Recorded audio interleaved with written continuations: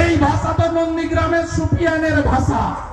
এই ভাষা গুন্ডারা মাফিয়ারা বলে। আমাদের রাজ্যের মুখ্যমন্ত্রী বলছে হিলিয়ে দেব। আরে মমতা ব্যানার্জি, নন্দীগ্রামে আপনাকে ভোটাররা হিলিয়েছে একবার, এবার 26-এ বাংলার জনগণ আপনাকে হিলিয়ে দেবে।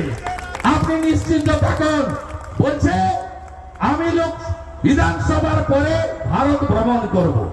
আরে ভারত ভ্রমণ করুন, আপনাকে কেউ ডাকে না। অখিলেশ যাদব উত্তরপ্রদেশ ভোটে ডেকেছিল, আপনি কাশী বিশ্বনাথে গেছিলেন, জয় শ্রীরাম শুনেছেন, হর হর মহাদেব শুনেছেন। আপনি যেখানে যেখানে প্রচার করেছেন সব জায়গায় সমাজবাদী পার্টি হেরেছে। ওই কারণে বিহারে আপনাকে তেজস্বী যাদব ডাকেনি। ডাকেনি কেন জানেন? কারণ আপনি হিন্দু বিরোধী। আপনি হিন্দু বিরোধী। আপনার মুখ দেখলে হিন্দুরা ভোট দিতে পারে না। কেন? গতকাল রাম মন্দিরের শাস্ত্র মতে মন্দির নির্মাণ শেষ হলো ধ্বজ উত্তোলনের মধ্য দিয়ে। রাম মন্দিরের উদ্বোধন আমাদের স্বপ্ন। 500 বছরের লড়াই। সরকারি টাকায় মন্দির হয় না, নিধি দিয়েছি আমরা। আপনি 10 টাকা, কেউ 50 টাকা, বড় লোকরা 1 কোটি টাকা, যে যেমন পেরেছেন দিয়েছেন। আজকে মন্দির নির্মিত হয়েছে হিন্দুদের নিধিতে টাকাতে।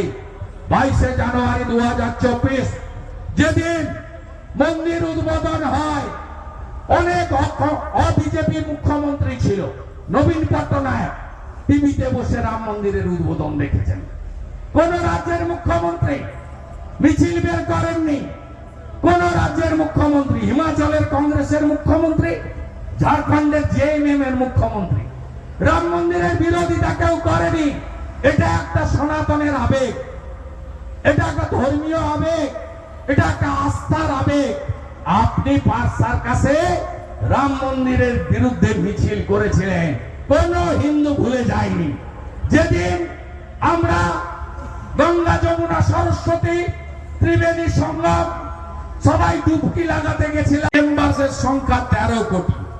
বিজেপি শুধু দেশ চালাচ্ছে না, 21টা রাজ্যে এনডিএ সরকার চালাচ্ছে। লোকসভা নির্বাচনের পরে প্রথম ভোট হলো হরিয়ানা আর মহারাষ্ট্র। মহারাষ্ট্র কা জিত हमारी है। 27 বছর পরে দিল্লির জিত আমাদের হয়েছে। ওখানেও ফ্রি ফ্রি ফ্রি। মমতা ব্যানার্জির মতো আরেক ফেরেববাজ কেজরিওয়াল, তাকে লোক রিজেক্ট করে দিয়ে ভারতীয় জনতা পার্টিকে এনেছে। আর বিহারে 202টা আসন बीजेपी एनडीए पेছে। बिहार का जीत हमारी है, अब बंगाल का बारी है। পশ্চিমবঙ্গের এবারে টাইম এসে গেছে। পশ্চিমবঙ্গে টাইম এসে গেছে।